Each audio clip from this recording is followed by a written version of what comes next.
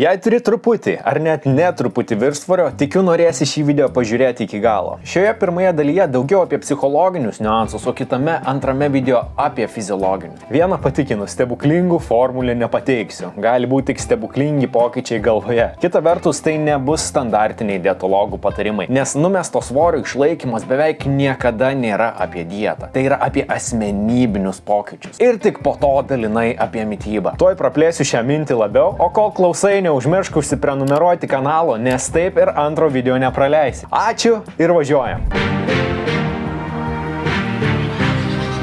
Ką sako mokslo įrodymai? Didžiai daliai žmonių, tai yra 6 iš 7 numestas svoris galiausiai sugrįž. Ne pats lengviausias faktas sukramtyti. Yra ir kitų tyrimų, kur dar baisiau paskaičiuota, kad tai per ateinančius 2 metus nutiks net 95% svorio numetėlių. Kad ir kuris skaičius arčiau tiesos, iš praktikos matau, kad tai tikrai vyksta ir žmonės galiausiai pasineria į frustracijos liūną ar net praranda viltį su tuo svoriu kovoti. Bet kodėl taip įvyksta? Bene reikšmingiausia dedamoji, kai tikslas siekiamas dėl tikslo, o dažniausiai dėl skaičiaus svarstyklėse ar fotkės Instagramui per baliušką kažkokią, šūds tada įgaunas. Tikslą tai pasiekiam, bet esmė tai ne tame. Ilgalaikio pokyčio esmė pakeisti asmenybę. Geras pavyzdys, juk daugelis nusimetę svorio puls save apdovanot. Tebūnė pica, ledais ar kitais saldžiais makalais. Ir nieko blogo nebūtų su tuo sugebėjusi jungti saiką ir paženklinus tai kaip įvykį, kuris įvyksta itin retai ir labai sąmoningai. Bet saiko žaidimas apskritai yra pavojingas ir dažnu atveju nesėkmingas, nesiunčia susidveinusios asmenybės signalą. Viena vertus, nori sverti mažiau, jaustis geriau ir energingiau, kita vertus atrodo, nesąmonė neleis savo atsipalaiduoti. O kai šita pavojinga mintis integruota asmenybėje, kitaip ir negali būti, kaip sukuriamas tiesus kelias sugrįžti riebalams ant šonų. Nes kai iš tiesų pakeiti asmenybę, tu įsisąmonini, kad iš tikrųjų šitų dalykų tau nelabai reikia. Tu realiai nori būti sveiku, energingu žmogumi visam likusiam gyvenimui, o ne užsidėt čeką, kad va numečiau to savo 25, koks cool motyvacinis Facebook'e postas gausi. Neretai žmogus kreipsis į dietistą ar kitą mitybos specialistą ir dažniausiai viskas gerai su tuo. Labai reikalingi šitie žmonės. Bet kur mano galva daugybė tų specialistų feilina, jie dažnai susitelkia į kaip. Ir tada ten nenustoja bert patarimų ir pasakot apie nutrigenetiką, nutrigenomiką, polifenolius, likopenus, antocianinus, visokiausius sindromus ir kitus mažai reikalingus žodžius paprastam žmogui. Kai dažnu atveju ar bent pradžioje daug svarbiau yra išsiaiškinti, kodėl iš tiesų imtis pokyčio. Ir svarbu dasikasti iki vidinės prasmės, o ne išorinės primestos kolegės iš darbo ar TikToko video kažkokio. Kita vertus, jei klientas vis vaikščia ir į konsultacijas ir moka pinigus, kam čia kastis iki tos prasmės, ar ne? Kai kalbu apie asmenybės pokyčius, apeliuoju į tai, kokia prasmė tau apskritai būti tuo lengvesniu žmogumi. Ar šis išsikeliamas tikslas tau tikrai yra svarbus? Tikrai? Pavyzdžiui, jei svorį mažinsi visą laiką galvoje nešiodamas į savo vertybės. Tarkim, norėdamas rodyti pavyzdį vaikams, norėdamas su jais lakstyti, žaist, neuždust ir net juos pamokinti įvairiausių judesių, tai jau bus visiškai kitokia prasmė nei pasiekti tikslą, kuris skamba maždaug noriu sukūsti tetos 50-mečio jubiliejui.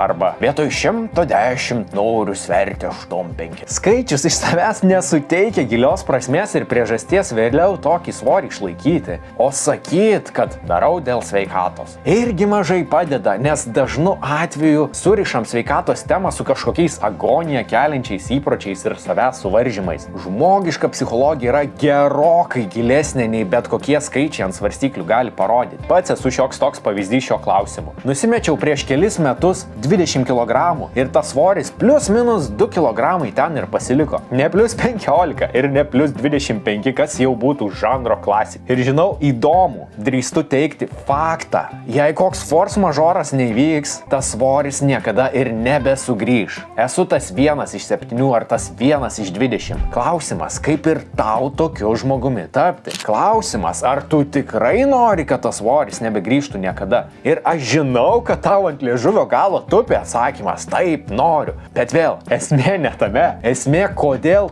tu iš tikrųjų to nori ir ar esi pasiryžęs pasikeisti kaip žmogus, o ne tiesiog pakeisti dietą. Pavyzdžiui, aš iš tikrųjų supratau, kad valios žaidimai yra donkichotiška kova su vėjo malūnais ir ne taip viskas vyksta. Valia kaip raumuo, nuvargsta ilgai būnant ant įtampos. Neišmintinga vien valia kliauti. Kiti reikalai, aš iš tikrųjų įtikinau pamėgti save daržovės ir salotą. Iš tikrųjų nuėjęs į restoraną noriu išbandyti tas naujas salotas, o ne burgerį. Iš tikrųjų išmokau įsisąmoninti, koks milžiniškas skirtumas mano energijoje atsiranda, kai pavalgau lengvai ir kai pavalgau bulko su šokoladkremiu. Iš tikrųjų įsikvėpiau kasdien skirti laiko judėjimui ir ne dėl to, kad reikia, bet dėl to, kad tai duoda mano energijai ir mano hormoniniai sistemai gerokai daugiau nei bet koks papildas galėtų. Nebandau girtis čia, jei taip galėjo pasirodyti. Aš giliai tuo tikiu. Aš matau tai ir iš savo klientų sėkmingų istorijų. Kelias į sėkmę fiziniu aspektu yra asmenybės pokyčiai. Ne kitaip. Nei vegan, nei Stockholm, nei keto, nei kiti ujeto mitybos variantai čia nepadės. Ar turėčiau patikslinti? Nepadės ilgalaikėje perspektyvoje. Trumpam čeką užsidėtai gali, bet ar nori tik trumpam? Tol, kol vaikysės tikslų, nors tai galbūt ir geriau negu nieko nedaryti, bet nebūsi apmąstęs dalykų giliau apie savo tikrasias vertybės, ateities viziją, kokiu žmogumi nori būti ir asmenybės pokyčius. Sugrįžk prie šio video, kai tie liūdni kilogramai sugrįž. Ir dar kart žiūrėdamas įsisąmoninti yra geresnis kelias. Tam mano galva stipriai ir padeda sveikatos coachingo ir energijos pokyčių konsultacijos, kurias teikiu. Ne tik, kad tikiu, bet ir matau iš daugybės žmonių pavyzdžių, su kuriais padirbėjome, kad visų pirma galvoje reikia kompasą susireguliuoti, o tada jau galime kalbėti apie mitybinės intervencijas. Arba geru atveju liesti šiek tiek vieną, tiek ir kitą, jau nuo pat pradžių. O jeigu tau toks pasikalbėjimas nuotoliu atrodytų kaip prasmingas dalykas, galų gale pavargai su įprastais dietų metodais tasytis. Video aprašyme rasi nuorodą, kurie užsiregistravęs apturėtum nemokamą pokalbį su manimi ir išsineštum tikrai vertingų įžvalgų. Realiai nerizikuoji nieko, nebent užsikabint ir iš tiesų pakeis savo suvokimą apie sveikatą ir energiją, bei priimti asmenybinius pokyčius. Pustelk nuorodą ir užsiregistruok dabar. Na, o pabaigai priminsiu, ką žadėjau video pradžioje, kad bus antra video dalis, kurioje liesiu šiek tiek mažiau psichologinių niuansų, bet liesiu dar konkrečiau skambančius fiziologinius, nes ši dalis turi ne mažesnę rolę galutiniam geram vaizdui. Tame video sužinosi, kokį vieną dalyką sutvarkęs organizme gali padidinti savo sėkmės tikimybę, na netgi iki 80-90%, kad viskas gautųsi taip, kaip suplanuota. Be abejo, nebus lengva ir labai greita, bet bus verta. Daugiau apie tai kitame video, o kad jį išties pamatytum, neužmiršk užsiprenumeruoti kanalo ir spustelti varpelio, kad primintų apie išeinantį video. Ačiū tau, kad skyrei laiko pažiūrėti iki galo ir linkiu užkurt vidinę ugnį ir įsileist pokyčius. Iki!